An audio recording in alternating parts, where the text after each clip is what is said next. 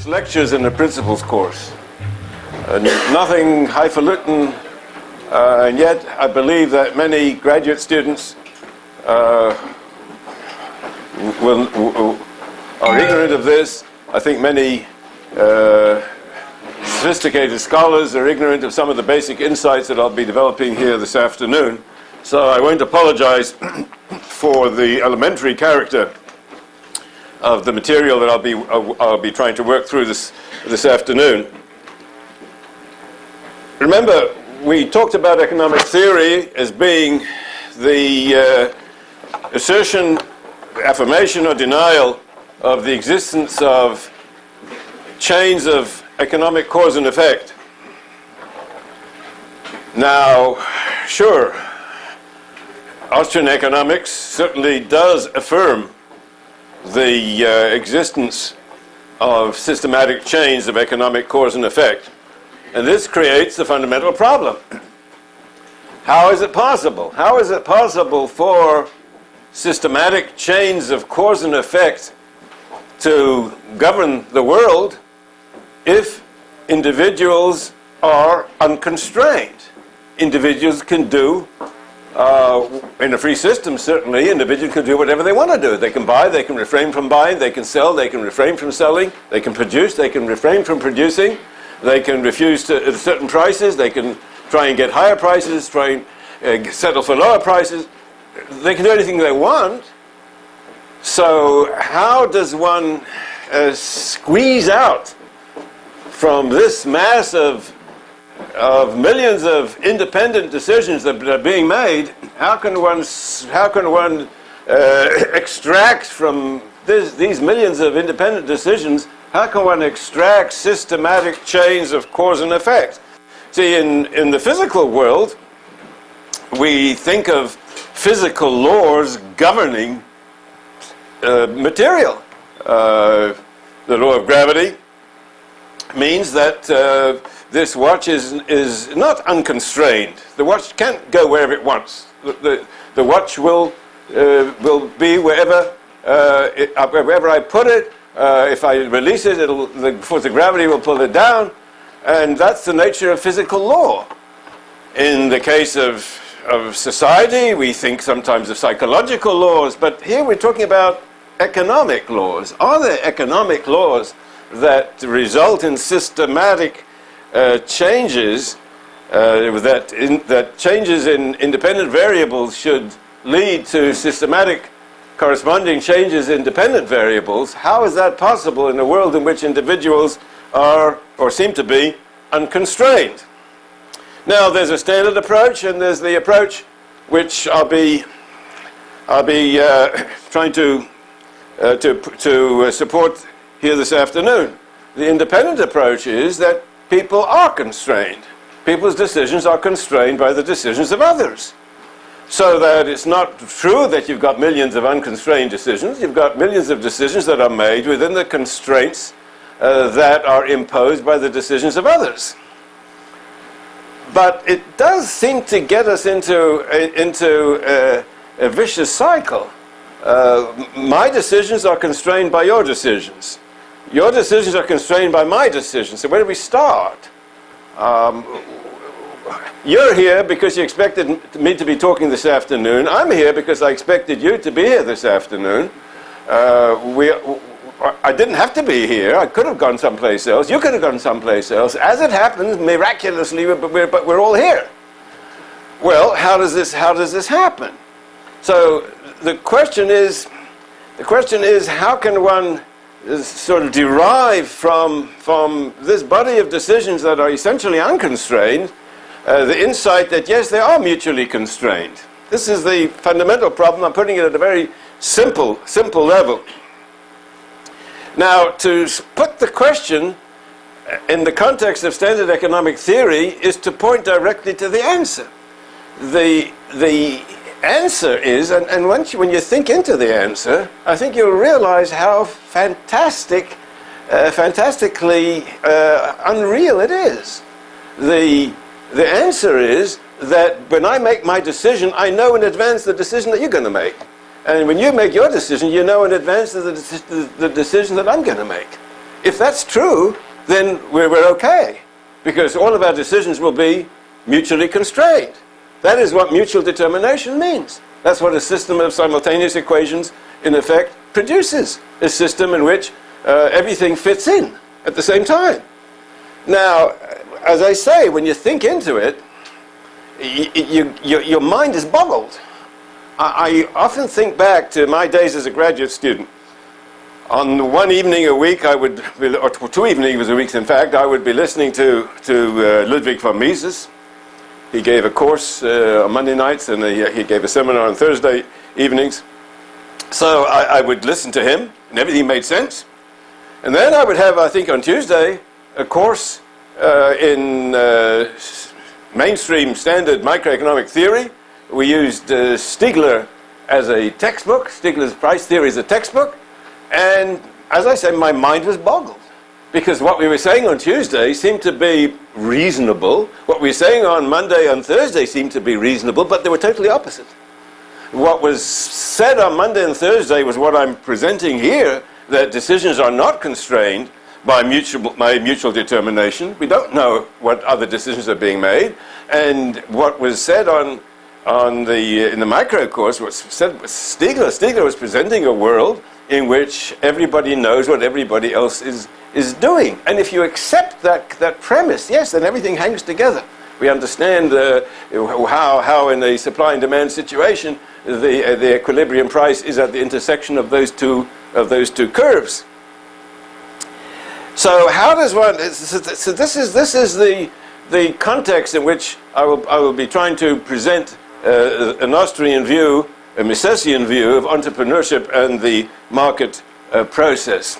Let me point out that in the standard view, what I might call the Stiglerian view, the entrepreneur is an analytical pest, P-E-S-T, a pest, like roaches and rats and vermin, things like that. The entrepreneur is an analytical pest because an entrepreneur is unconstrained. You can't tell me that the entrepreneur is constrained by other people, because that's exactly what entrepreneurship is supposed to do, think outside the box. The entrepreneur is essentially free. That is surely the essential element of any definition of the entrepreneur, Schumpeterian or whatever. The entrepreneur cannot be constrained within the Stiglerian box, so to speak. And in fact, you won't find it there. The entrepreneur has been expunged from the market. And when you come to think of it, this is a very bizarre way of explaining markets, by expunging that agent who is the most obvious in the real world, the entrepreneur. Everybody knows that what happens in the real world is a result of is what the entrepreneur decides to do. Whether a new business is innovated, whether a new product is innovated, whether a line of production is closed down, whether a new method of production, all of these are entrepreneurial decisions. And yet, we are told that no, there are no such decisions, because they mess up the analysis. The analysis is based on the assumption that there are no entrepreneurs who are unconstrained. The world is made up of decision makers who are mutually constrained. If you accept that they're mutually constrained, that everything fits. I know what you're going to do, you know what I'm going to do, and given our backgrounds, your demand curves, my demand curves, my supply curves, your supply curves, everything fits. There's only one set of decisions that permit all of them to be carried out at the same time. And the mathematics is more or less complicated, more or less simple. But the idea is that the end result is obtained by working out the mathematics that will permit all of our decisions to fit in with each other. If they don't fit in with each other, then it's an impossible situation. Because if they don't fit in with each other, that means that some of my decisions don't fit in with yours. And we've assumed that in the standard economics that never takes place. All decisions are mutually constraining, mutually determined. So this is the mainstream. I've perhaps made somewhat of a caricature of it, but that is essentially what mainstream microeconomic theory consists of. In the Austrian view, on the other hand, there is a systematic process which is driven by entrepreneurial discovery. Now, that sort of encapsulates the whole story. But notice that the word process, which I've smuggled in here, has no place in the mainstream view of things. In the mainstream view of things, there is no process of our decisions finding each other. That's a matter of mathematics. That's a matter of mathematics. The mathematician did it already. And when the curtain rises, all our decisions are mutually consistent with each other. There's no process. It happens, you switch on the light, everything is in place. The notion of a process, a systematic process, is one that does require our understanding that there is more than simply sets of simultaneous equations. I sometimes put it this way. I alluded to this this morning in mentioning the Misesian concept of human action. Human action is the Misesian way of viewing the individual decision. Constrained maximization, we said, is the way in which standard mainstream economics views the individual decision. What is the difference between these two? I would put it this way. So I often just make a little story. You're in some institution and you see a room with a label on the door saying decision-making room. This is the room where you make decisions. What kind of decisions? Oh, whether to get married, or whether to get divorced, or whether to undergo surgery, whether to go to law school, medical school. Decisions, okay? We live in a world in which you've got to make decisions, okay? So there's a room where you make decisions, okay? So you knock on the door, so I've got some decisions to make, okay? What exactly do you want to do? Well, I have to decide to get married or not. Well, what they tell you is this. You give me your utility function, right? You give us your set of resource constraints. Go away for 10 minutes, have a cup of coffee, come back, and we'll tell you what you decided. Now, when you think of that, you scratch your head. That's not the way people decided to get married. That's not the way people decide whether to open a business. That's not the way people decide whether to go to medical school. What do you do when you decide these things? Well, you have sleepless nights. There's no sleepless nights at the decision room. You feed in the data, and you press the right buttons, and the computer tells you what you've decided. That's not decision-making. It was George Shackle who pointed out that mainstream economics has really denuded decision-making, right? It's taken out decisions from decision-making. It's a matter of calculation.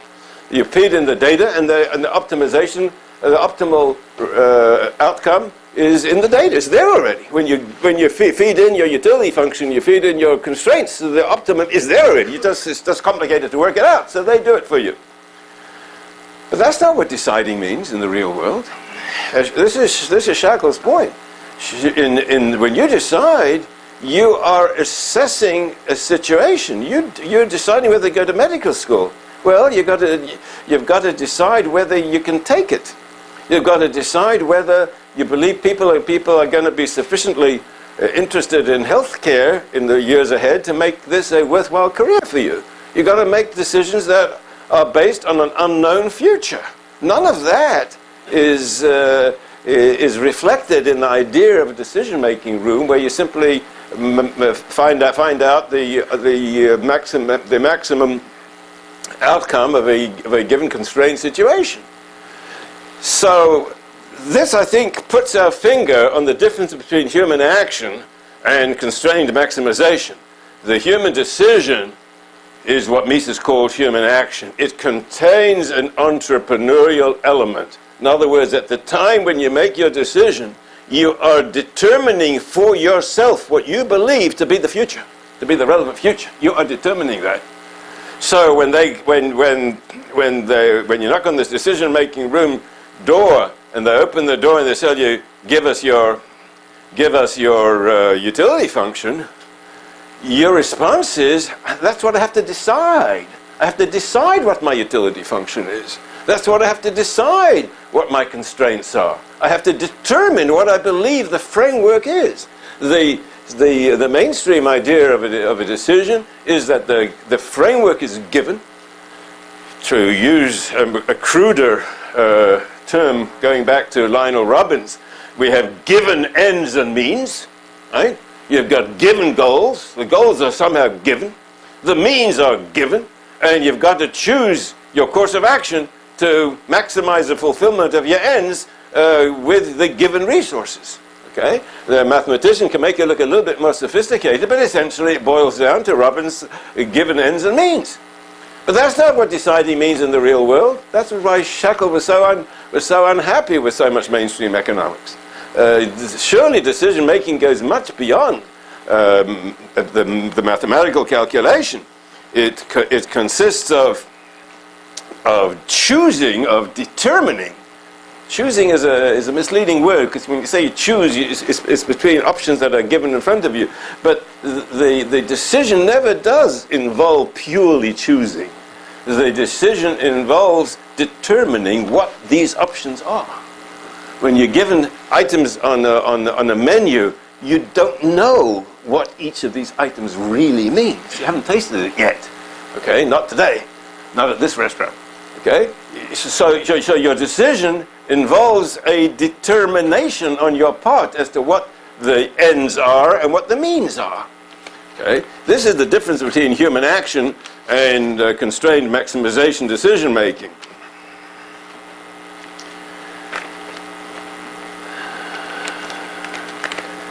Now, if your approach to the world, as we said, is a mainstream neoclassical approach in which the entrepreneur is ruled out because he's an analytical pest, he messes things up because he doesn't fit in to the given framework, then there's a corollary of that, and that is that there never is and never can be a phenomenon called pure profit.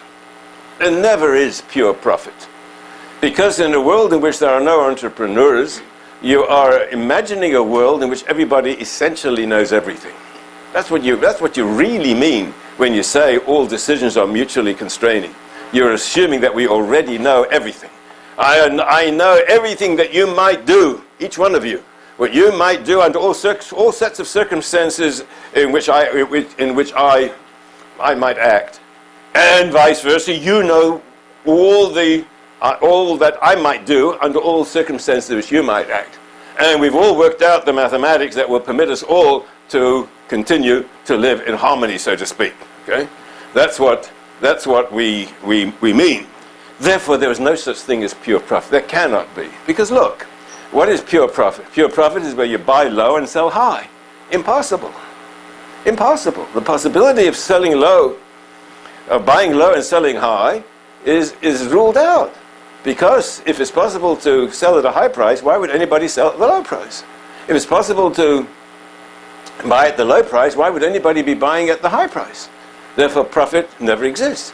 Well, of course, if profit never exists, there's no point in being an entrepreneur. If there's no profit to be made, well, what is there to be entrepreneurial about? Okay? But notice you've built your structure in such a way that you've extruded the possibility of this analytical pest called the entrepreneur. No such thing exists.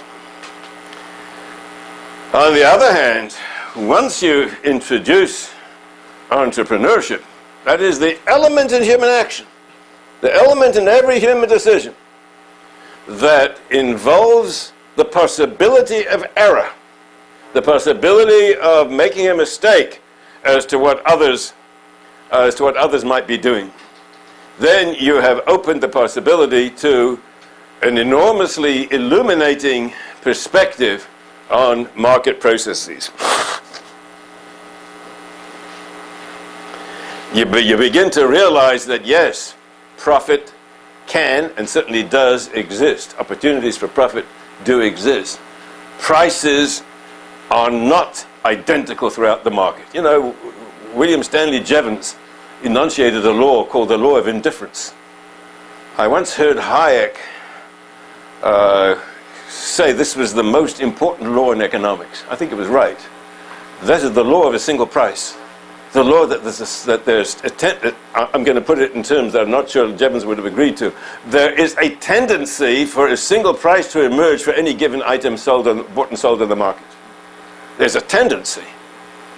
Because if apples are being sold uptown at a higher price than they're being sold downtown, and the difference is more than the cost of transportation, then what? Then you can be sure, quote unquote, sure, well, we can be sure that people are going to buy at the low price and sell at the high price, because you can get something for nothing. You buy it 5 and sell it 15. Why shouldn't you do that? And obviously you will. So if there is a difference, that's going to lead to what? To profit taking. And that's going to lead to the price of 5 rising, the price of 15 falling, until there'll be a single price. This process is an entrepreneurial process. It's a process that will tend towards a single price for every single item. As I say, Hayek called this the most important law in economics. He was absolutely right, because this is the law that governs the entire economy. The entire economy is the expression of this law. Because if that's true of apples, it's true of apples and apple juice. If you can buy apples at 5, the machinery to produce apple juice and so on, totaling a total production cost of 8, 9, 10, and you can sell apple juice for 15, you've got an opportunity for pure profit. You can buy the bundle of resources necessary to produce apple juice. You buy them at 10 and sell the apple juice at 15. You're buying and selling at different prices. And therefore there's going to be a tendency for the bundle of the resources that produce apple juice and the apple juice to reach the same price, the law of indifference. And that is true across the economy. That is true across the entire globe. If you can buy apples in the Western Hemisphere and produce apple juice and sell it in the Eastern Hemisphere at a profit, entrepreneurs will discover that possibility and profit by it, and eventually there'll be a tendency for the price to be equalized throughout the world. This is what governs the entire market system in the entire universe. Now, at any given time, the profit opportunity is evidence of an earlier error, a series of earlier errors. The people selling at 10 will kick themselves for selling at 10 what they could have sold for 15. The people buying at 15 will kick themselves for having paid 15 for something which they could have obtained for 10. That's error, okay? But error is part of the system. Error is entrepreneurial error is what drives the system, because entrepreneurial error generates opportunities for profit, which generates discoveries, entrepreneurial discoveries, which generates the entrepreneurial moves to capture those profits by reorganizing production. Because if apples are available with all the bundle of resources to produce apple juice, if they're available for 10 and the apple juice is worth 15, there is, how shall I use the term? I hate to use this term. There is a misallocation of resources. I hate to use that term, because the misallocation of resources sort of presupposes that there is a mind, an economist's mind, looking down on the system and saying that there ought to be a rearrangement. That's not what happens in the real world. But for certain purposes, it's useful to think in terms of misallocation of resources. There's a misallocation of resources. People are wasting the apples. They're eating apples, good gracious, where they could be producing apple juice, which is worth much more to consumers. That's a misallocation of resources. That's waste. That's waste of resources. This could be tragic. You may be talking about matters of great importance. Resources are wasted. Human beings may be wasted. Labor may be much more valuable in that part of the world than they are over here. So this law of indifference, the tendency for single price to emerge for any single item. Remember, single item is now being used in a much broader context. The bundle of resources that produce apple juice and the apple juice are considered the same item. Now, they're not physically the same item. Here you've got apples and machinery and labor, right? There you've got a bottle of apple juice. They're not the same. Well, they are the same. Economically, they are the same. If you've got your bundle of resources, you press the button and you've got apple juice. They're the same. Economically, they're the same. And if they're not selling for the same price, there's an opportunity for profit. It's a result of error, which entrepreneurs tend to discover. Because profits, something for nothing, is attractive. It's attractive. You can smell around the corner. The entrepreneur has a nose to smell around the corner. Who are these magical entrepreneurs who can smell around the corner? All of us. We are all human actors. We all have that entrepreneurial element in our personalities.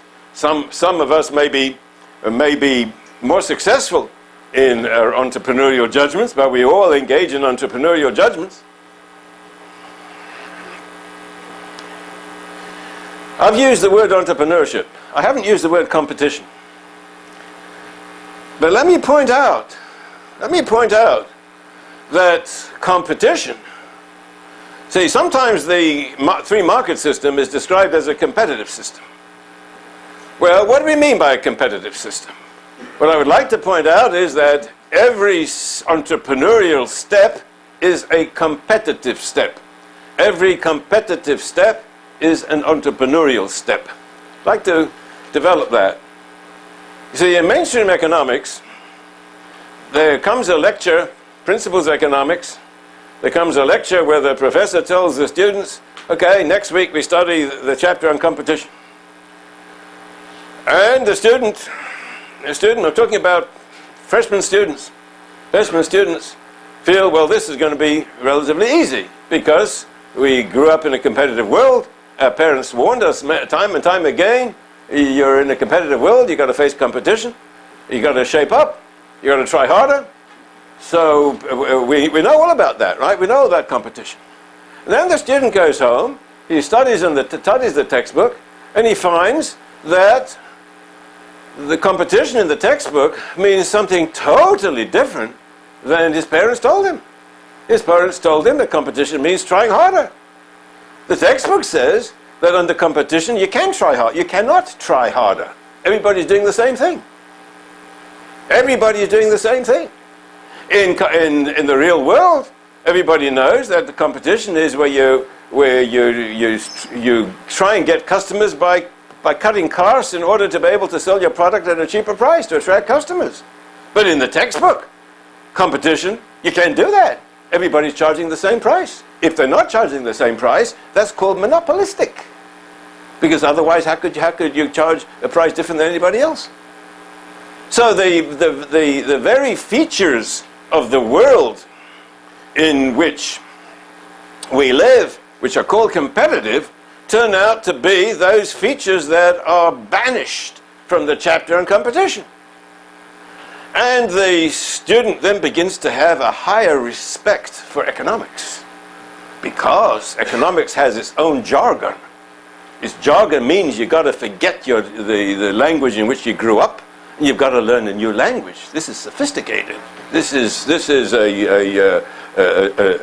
a technical vocabulary which you're learning. On the other hand, very often the student is totally confused. I don't blame him, as I was confused in my graduate student days, because what the textbook calls competition is the absence of competition in its everyday sense, and what in everyday sense is termed competition is the absence of competition in the technical sense of the perfectly competitive economy. As I believe I mentioned in the first talk, it was Frank Knight, the great Frank Knight, the truly great Frank Knight, who was responsible for this perfect competition idea. He defined perfect competition. He defined it in terms of perfect knowledge, in terms of infinite number of buyers and sellers, in terms of no buyer and seller being able to affect price. In other words, every buyer faces a perfectly elastic supply curve at the market price. Every potential seller faces a perfectly elastic demand at the market price. Homogeneous product, you can't build a better mousetrap. All mousetraps are homogeneous. I'm not sure if all mice are homogeneous, but all mousetraps in the competitive world are homogeneous. This is a notion of competition in which there is no room for entrepreneurship. There is no entrepreneurship in such a world. There's no room for competing in the everyday sense, because by definition, you're stuck into a competitive equilibrium. Perfect competition is competitive equilibrium. This was not articulated. It's mind-boggling to realize that economists didn't realize that until Hayek's paper entitled The Meaning of Competition, in which he pointed out that the word competition is used in two inconsistent senses. A, it's used as a state of affairs, the competitive state of affairs, and B, it can be used in the sense of a competitive process. These are two mutually inconsistent meanings. Okay? It was Hayek who pointed out the meaning of competition. What competition means in the real world is competition as a process. And what I would like to point out is that when you introduce competition as a process, what you are introducing is entrepreneurship. Every competitive step is an entrepreneurial step, because if you build a better mousetrap, you are guessing.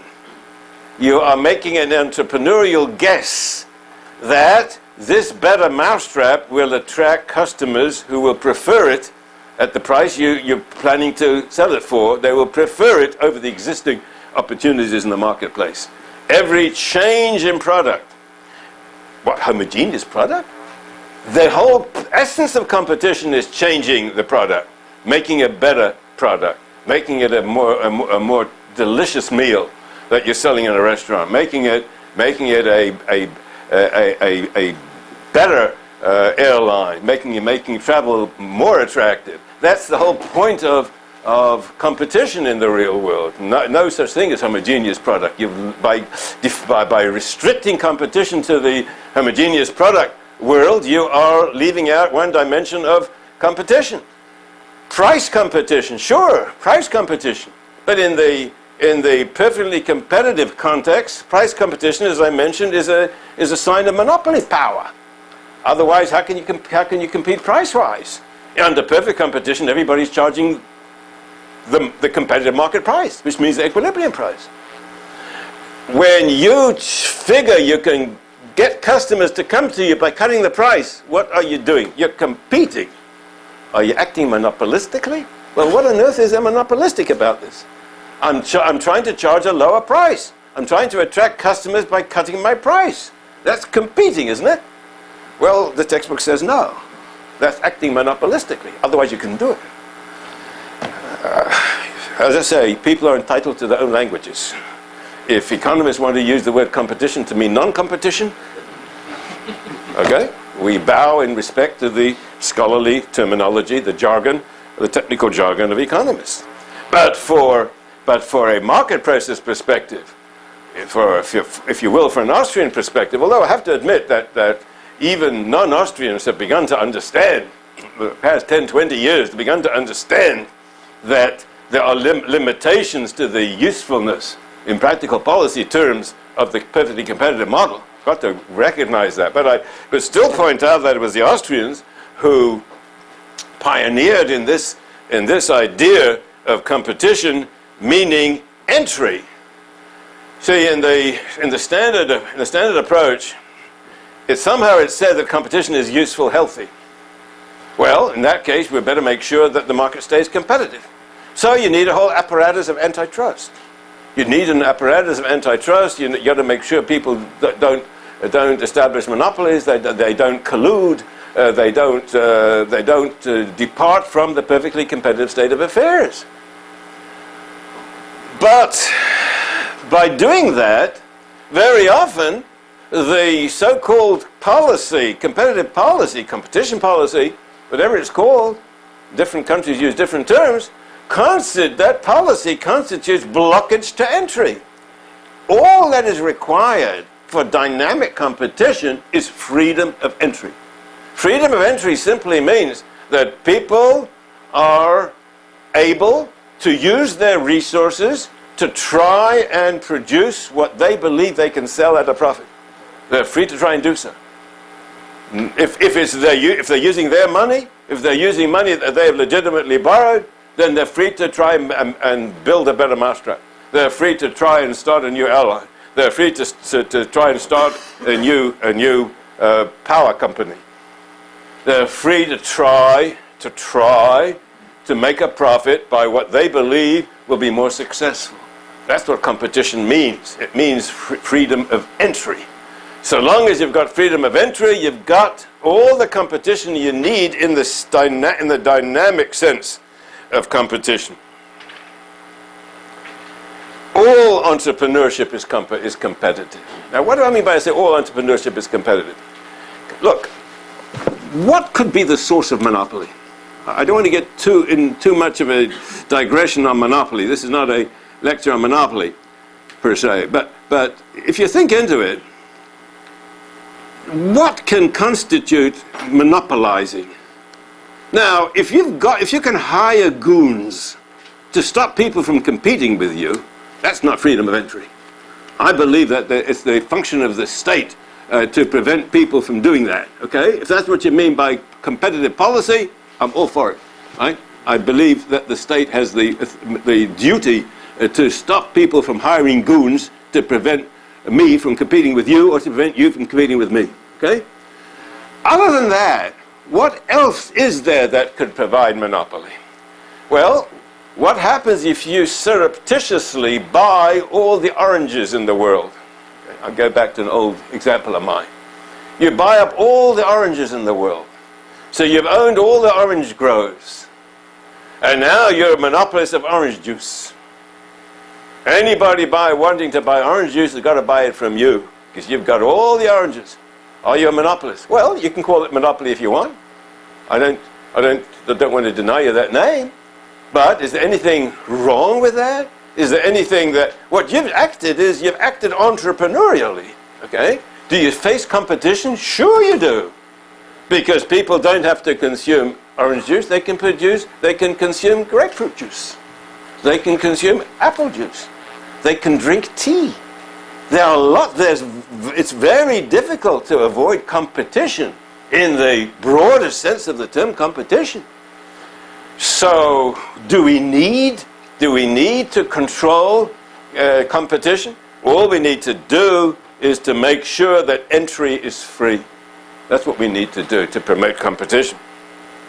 All entrepreneurship is competitive because entrepreneurship, I have no quarrel with the terminology that says that orange juice produces a monopolist. I have no quarrel with that.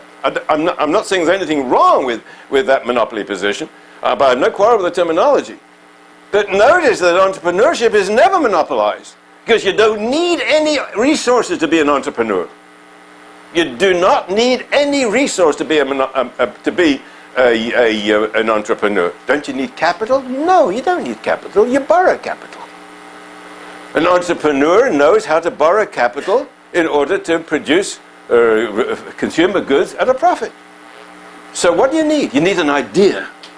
Does anybody have a monopoly on an idea?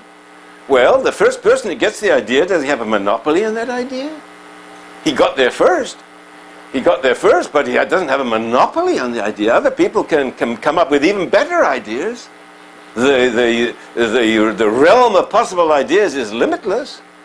So every entrepreneurial step is a competitive step. It is an example of competitive entry. And conversely, every competitive step is entrepreneurial. It involves using resources in a new way. It involves a new idea. That is why entrepreneurship and competition are two sides of the same coin.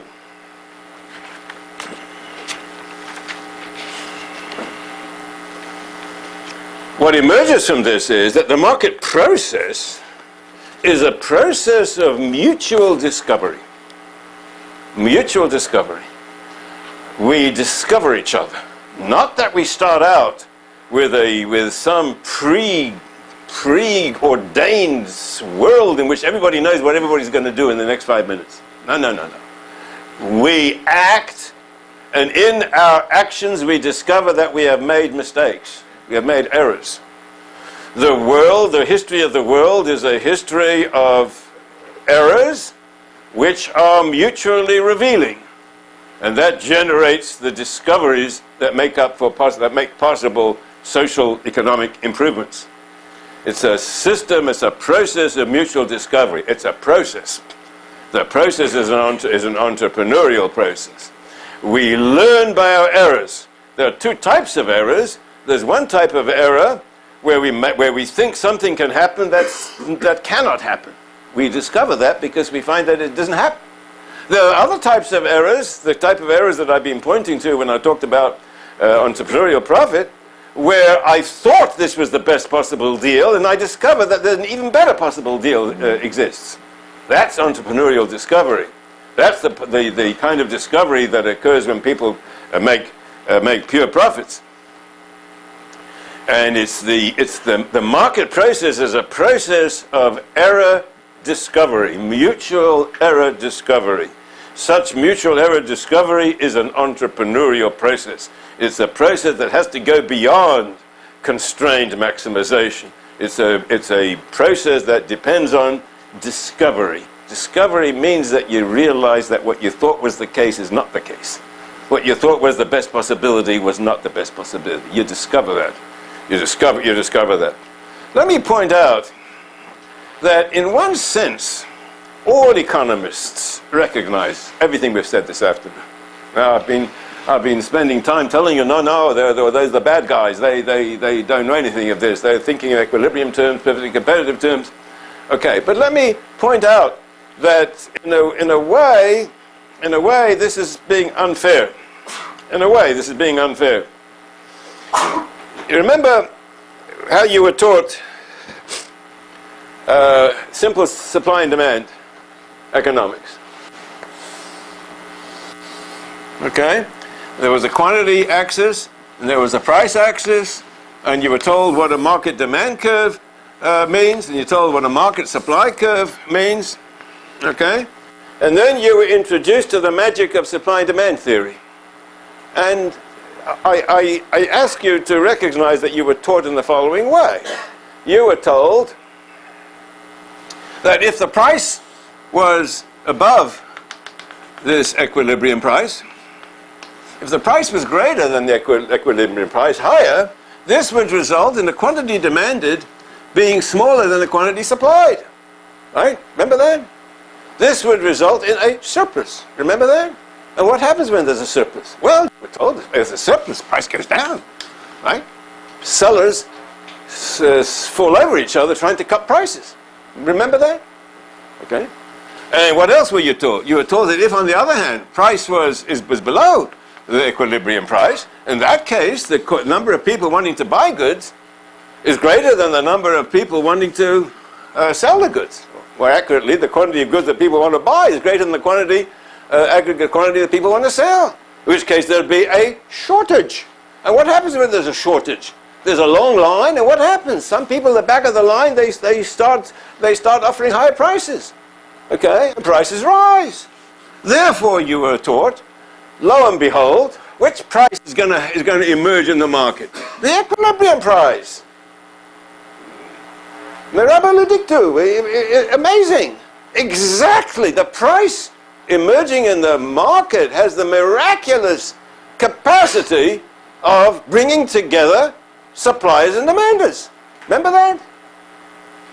That's a wonderful lesson. I teach that too. I teach that too. Is anything wrong with this lesson? Nothing wrong with this lesson, except that it violates the conditions of perfect competition. It violates the assumption that underlies this theory. If you look carefully, you've got to look carefully. If you look carefully in the textbooks, you will find that somewhere in the fine print, you said, let's imagine a perfectly competitive market. If you're imagining a perfectly competitive market, then this is going to happen. But if you imagine a perfectly competitive market, there's only one price that could exist in the first place. And what is that? That's the equilibrium price. There cannot be any other price. What does this mean when you say if the price is above equilibrium? If the equilibrium price was 10 and the above equilibrium price was 20, what does it mean to say that the market price is 20? It means that people are making terrible mistakes, right? To say the market price is 20 means that sellers are prepared to sell as much as you want to buy at 20. Buyers are prepared to buy as much as you want to sell at 20. Is that true? It's not true here. In this case, when the price is 20, the number of people wanting to sell does not fit the number of people wanting to buy. And conversely, if the price is 5, it's not going to be true that the number of people wanting to sell is equal to the number of people wanting to buy. There's a fundamental disconnect between this diagram and the analysis that we teach in the principles with the underlying assumptions of perfect competition. I have no quarrel with this analysis. I think it's a very good didactic method. It teaches you entrepreneurial economics. It's a bit misleading. It's a bit misleading because when you define the terms of this demand curve, what does any point mean? Say this point T. What does this point T mean? Well, this point T means that if the price is P sub T, then the number of people wanting to buy will, the number of units that people want to buy will be marked out by Q sub T. That's what it means.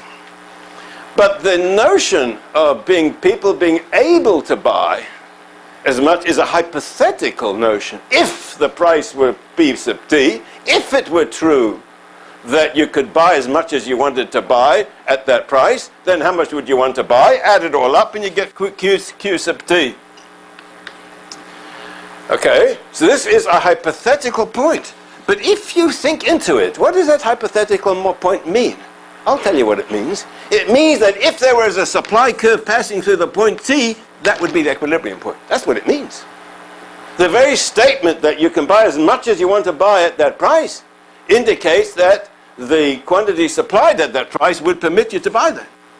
And similarly, every point on the supply curve, what does this point mean? This point means that if there were a demand curve passing through there, that would be a potential equilibrium point. Well, thank you very much. Thank you very much. Somebody once said, the only reason why we draw supply and demand curves as large as that is that the people in the back of the room should be able to see. Really, they said, you should only draw the supply and demand curve like that. I go beyond that. The only thing you can draw is a point. That's all. If you insist on the perfectly competitive conditions, there's no curves. There are no curves. There's no supply curve. There's no demand curve. There is simply a point at which all potential buying decisions and all potential selling decisions would fit. That's what perfectly competitive equilibrium means. I have no problem with the mathematical construction of such a world in which we imagine that all decisions have somehow been shaken down into mutual consistency. That's what we mean when we talk about this equilibrium point. No other point means anything else except what would be the case if there were corresponding supply curves, or, if you wish, demand curves on the other side. That's what each of these points on the curves means. So when we tell the story to our freshmen, but if the price was higher, we are asking them to suspend their disbelief. Right? We are asking them to imagine a world in which you didn't have equilibrium. Okay? Imagine a world in which you didn't have equilibrium. What would be the case? Notice the idea of a single price presupposes the entrepreneurial process. How did you get a single price? What made a single price? Never mind whether it's the right price. What generated one price rather than a whole host of prices? Okay, so you were already assuming a successful completion of an entrepreneurial process which resulted in a single price. but you wish to direct attention to the possibility that that entrepreneurial process simply brought about a single price, but that single price was way above the equilibrium price. There's a lot of inconsistency in the simple supply-demand analysis, but I use it anyway. I use it anyway, and I'd like to emphasize, I'm not in any way suggesting that standard mainstream economic theory, the kind of theory behind the Marshallian supply and demand curve is not useful and valuable. I think it's very useful and very valuable. But notice, it's valuable only to the extent that you are imagining away some of the basic assumptions inside it. Okay? If you recognize that, then it's a useful didactic tool. But it misses the essence of an entrepreneurial market process. Let me draw your attention to the two sort of aesthetic points. I find these aesthetic points exciting and inspiring in a way. Notice the sheer beauty of the circumstance that what creates profit possibility is the error that was made before. What drives the process, what drives the free market process, is the discovery of profit opportunities. Those profit opportunities are generated by error. You want to correct error, don't you? Yes, you want to correct error. Well, isn't it beautiful that the error is what inspires its correction? Because what is the result of error? Opportunities for pure profit. What inspires the correction, the corrective move? It's the entrepreneurial discovery of the profit possibilities resulting in the correction of the original error. So isn't it beautiful that every error in the market generates the tendency for its correction? I find that beautiful. But it's just an aesthetic point. It's not an analytical point. It's an aesthetic point. It's the lure of profit, which is generated by error, which inspires the discoveries that correct error. I find that a remarkable feature, which is not appreciated in mainstream economics. Let me draw attention to a second, if you will, aesthetic point.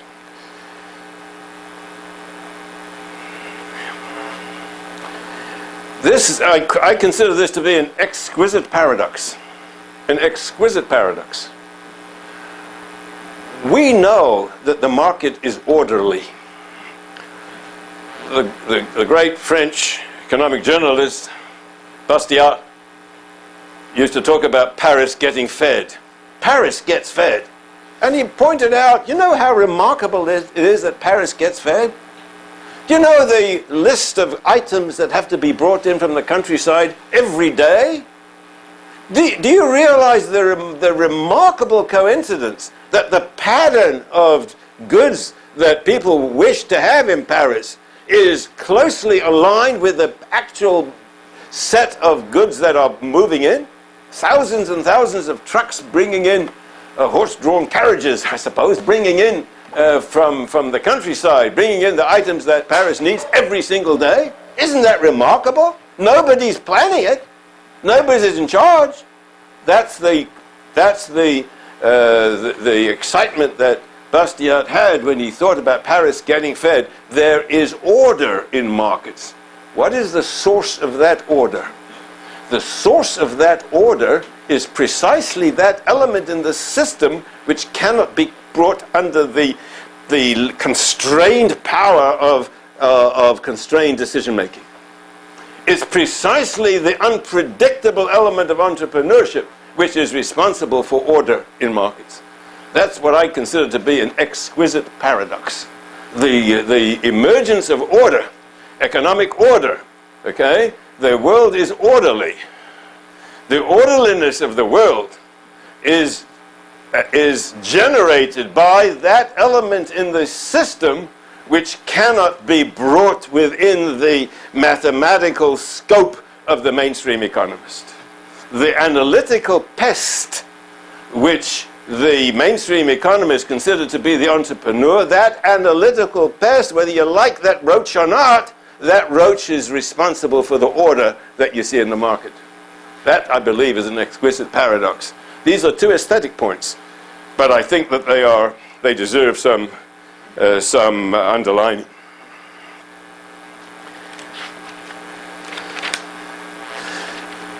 Let me talk about the entrepreneur and Schumpeter. In the earlier lecture today, one of you did raise the name of Schumpeter and his idea of entrepreneurship. Well, I think the question was, to what extent was he an Austrian, and I introduced the Schumpeterian entrepreneur. Schumpeter, Austrian that he was, in the sense of being trained in a non-Walrasian framework, Schumpeter understood that the market depends on entrepreneurship.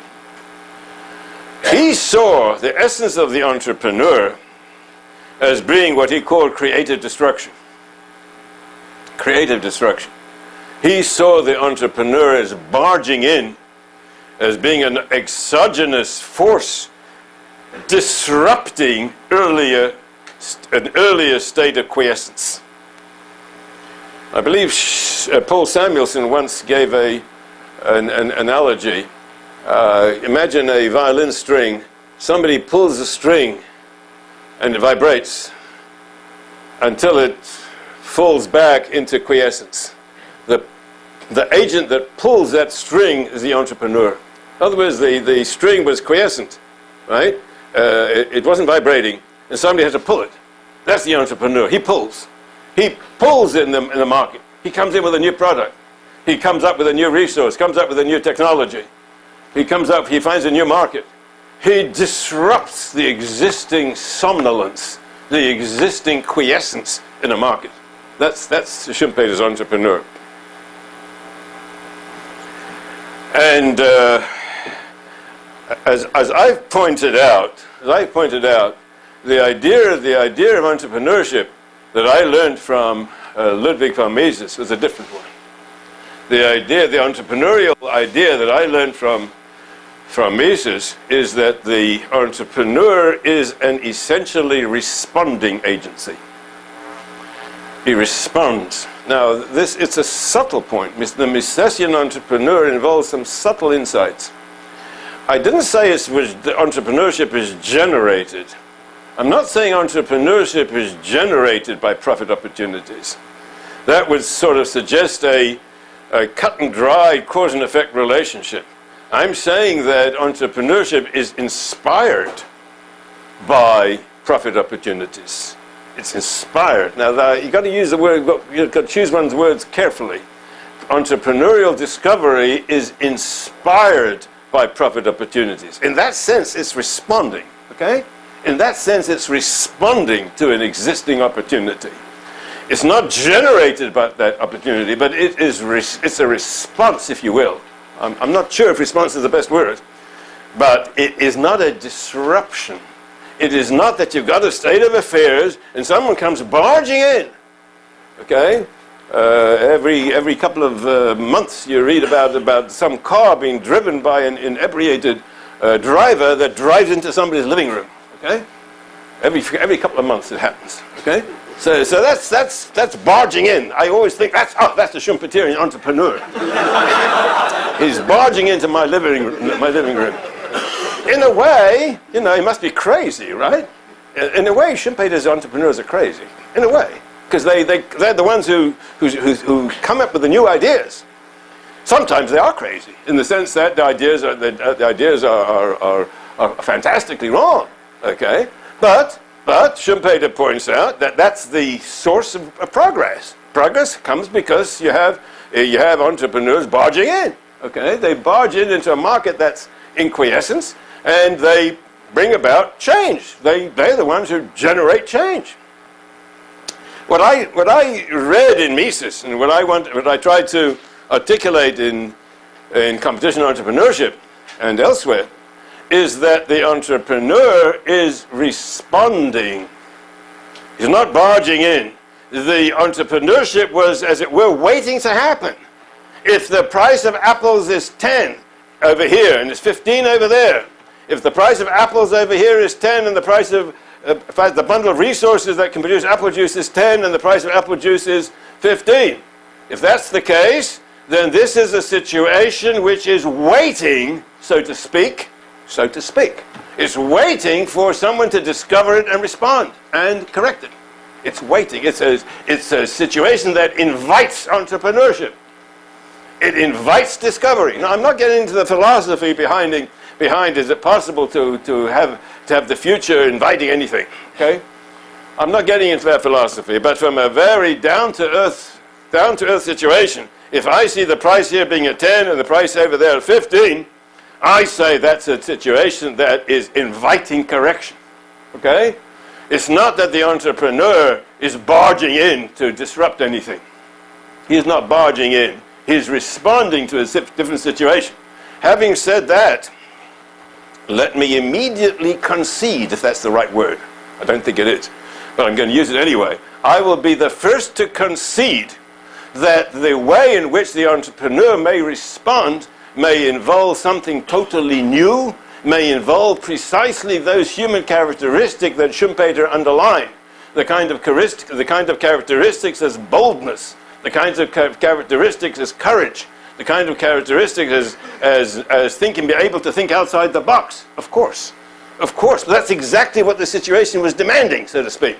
The situation was demanding thinking outside the box. The situation was demanding the discovery of the price differential. Discovering the price differential may involve introducing, innovating a totally new method of production. But that new method of production was, as it were, waiting to be discovered. In my use of language, in the middle of the 19th century, the automobile was, quote unquote, waiting to be discovered, waiting to be invented. The resources were there, the technology was available, okay? It required an entrepreneur to put those together and realize that there is a better way of transporting people than through horses and buggies.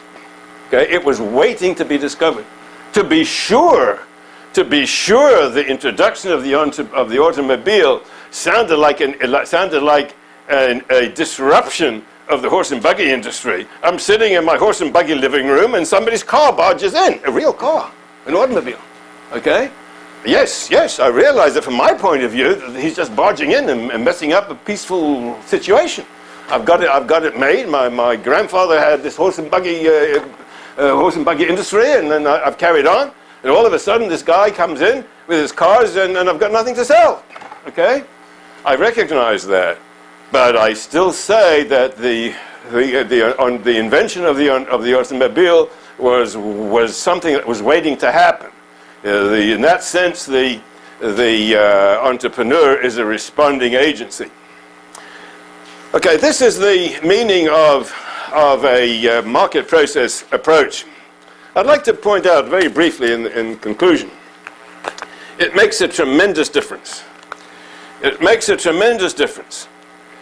Very often, the mainstream economists make it seem as if they are the true defenders of the market system, because they show that under perfectly competitive conditions, under the conditions at the intersection, you've got that marvelous situation where everything's in balance. That marvelous situation where every buyer finds a seller, every seller finds a buyer. The remarkable situation that without planning you've got that price. The trouble with that defense of the market system is that it depends on the conditions of perfect competition. It depends on the assumption that there is equilibrium. It depends on the assumption that there are no externalities. Okay? It depends on these kinds of assumptions, which are so obviously violated in the real world that it becomes obvious that the argument of the free market theorists is an argument against the free market. The very fact that we don't have homogeneous goods proves that we need a government policy to control monopoly, and so on. So that the arguments that are usually given, the traditional neoclassical arguments in favor of the market, turn out to be reasons why in most textbooks you will find lip service being paid to the free market, and then subsequently a chapter pointing out how in the real world, where all the beautiful conditions of the chapters, the earlier chapters, are not fulfilled, we therefore need this kind of regulation, that kind of regulation, this kind of control, this kind of price policy. Okay, that's the reason why I believe that the only real theory that can demonstrate the advantages of a free market does not demonstrate that the free market is the best of all possible worlds. I don't want to be misunderstood, but the theory which shows what a market can do, which is the discovery of error, the mutual discovery of error, that requires a market process theory in which it is the entrepreneur who is the driving force. Thank you very much.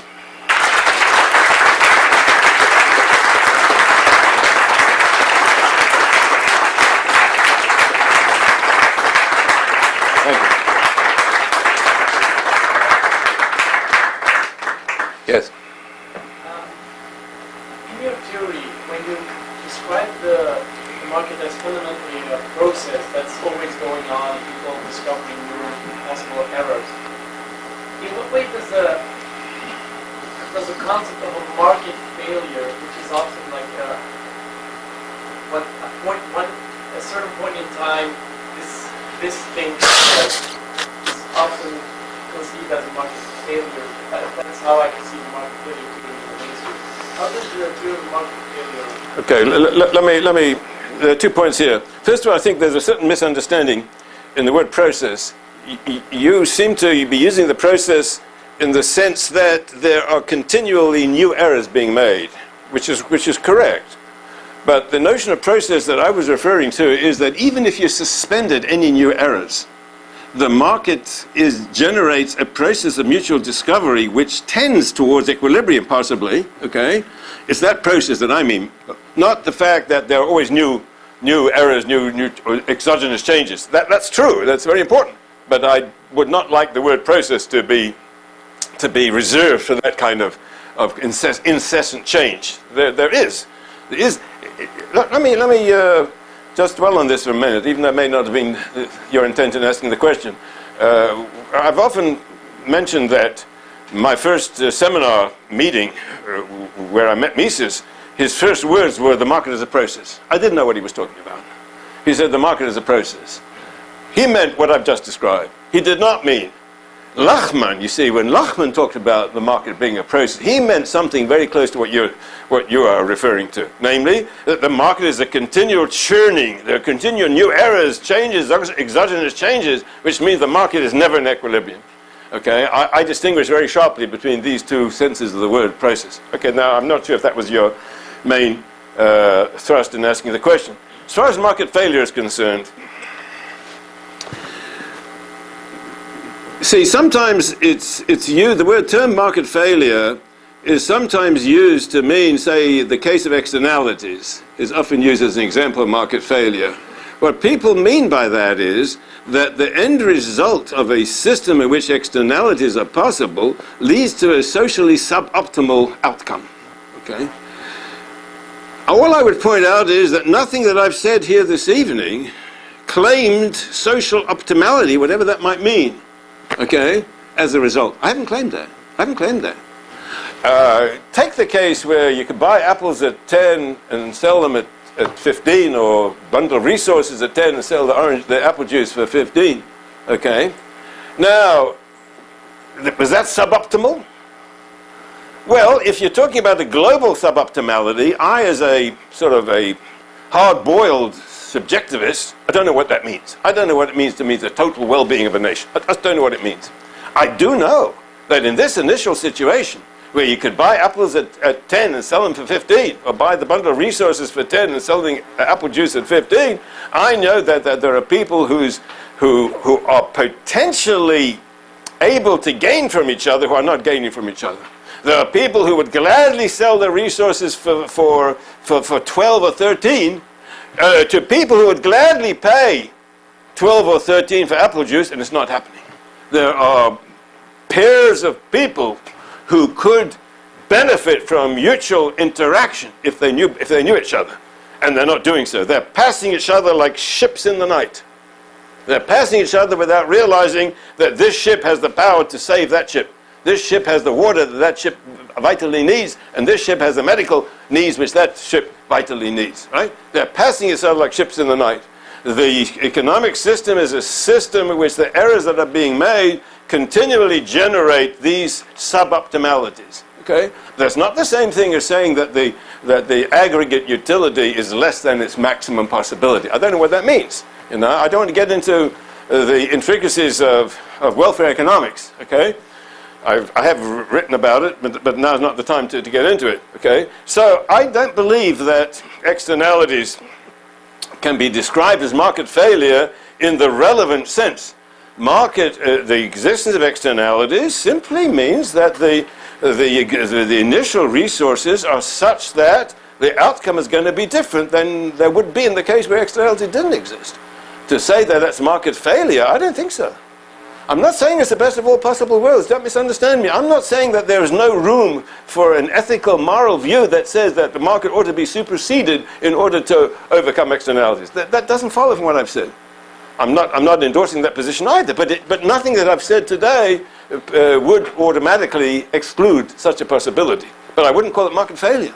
The market successfully tends. The market tends to discover possibilities for mutual benefit, mutual gain, which have been overlooked.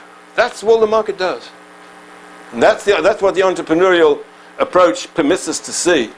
The kinds of situations that involve so-called market failure, I don't think in any way show that the market has failed to do what the market can do, which is not the achievement of global optimality, whatever that might mean.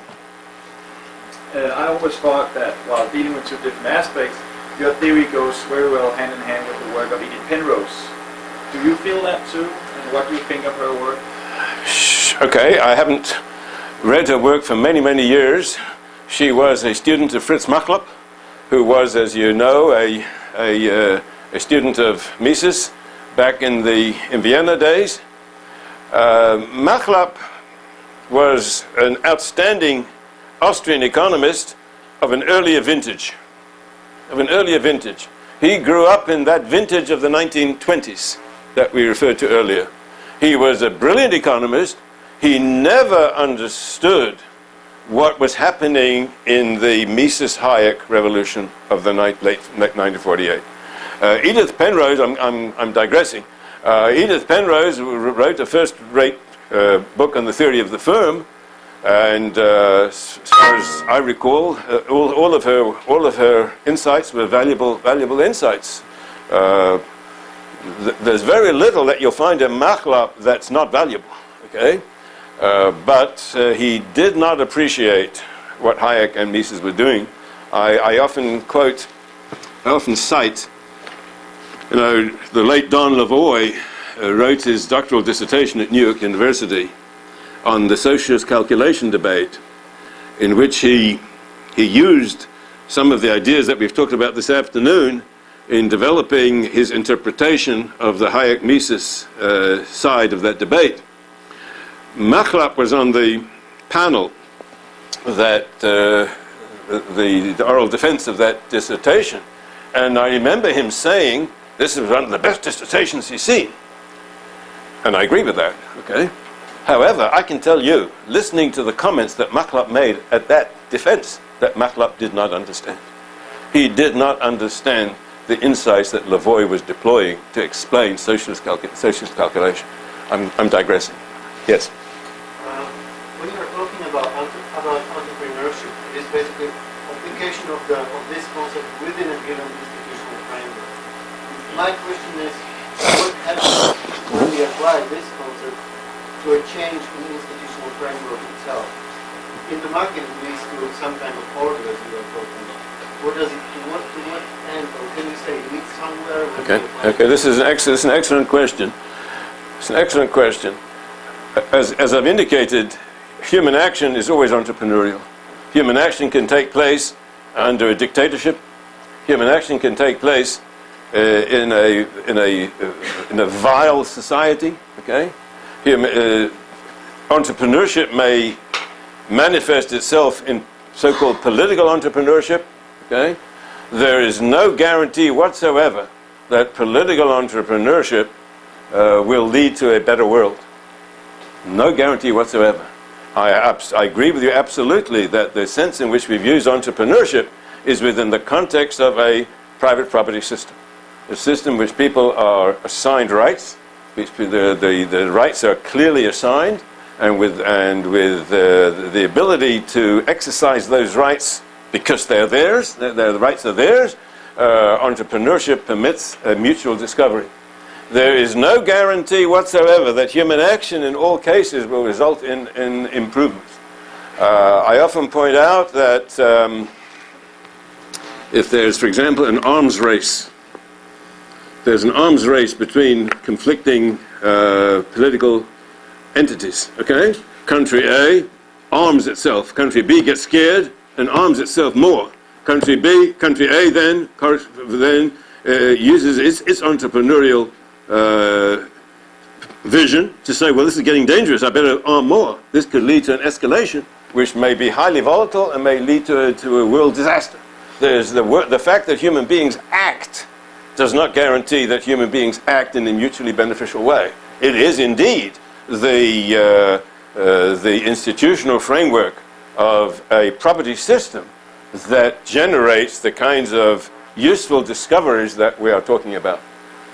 There's no guarantee whatsoever. I'm often in dispute with fellow Austrians on this. I claim that there is no entrepreneurial process, which tends to ensure that better institutions emerge rather than inferior institutions.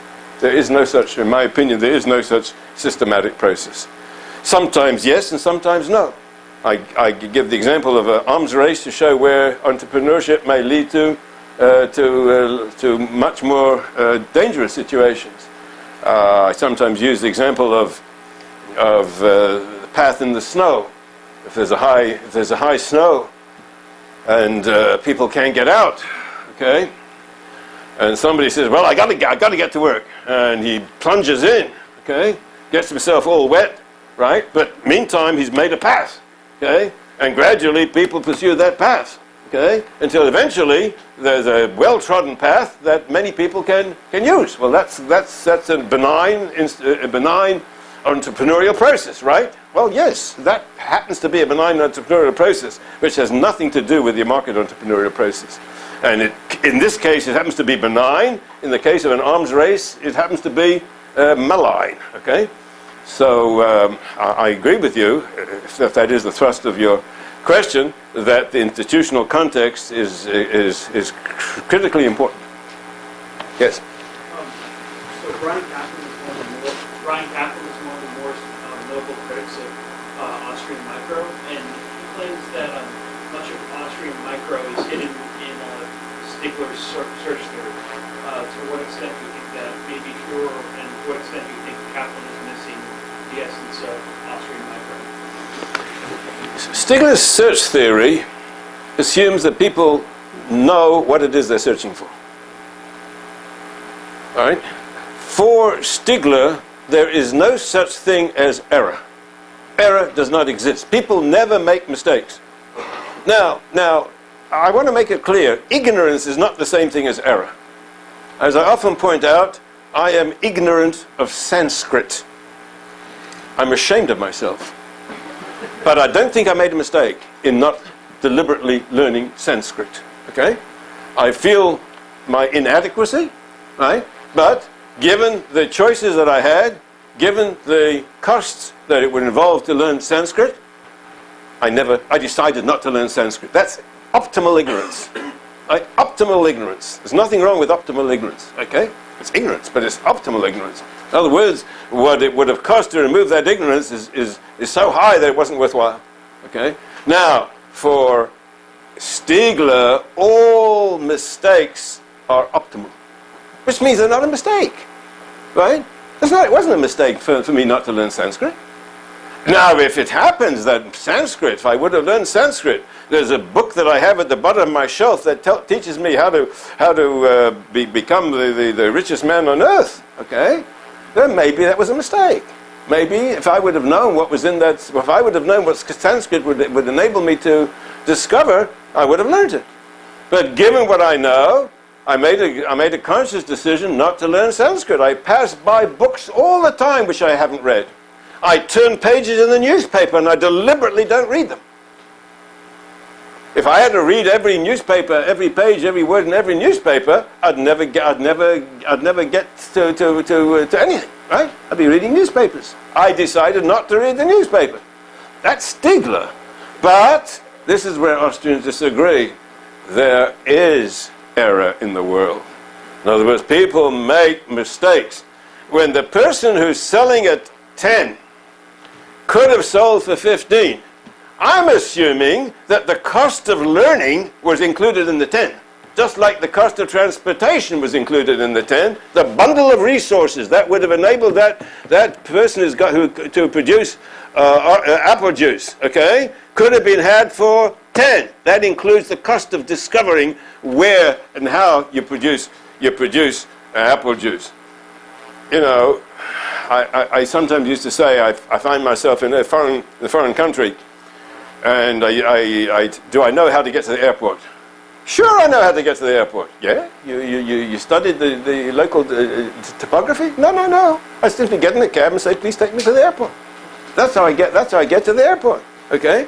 So if I make a mistake, all right, then it turned out that I didn't ask a taxi. It wasn't a taxi cab. It was a drug dealer. Okay, and he takes me somewhere else. That's a mistake.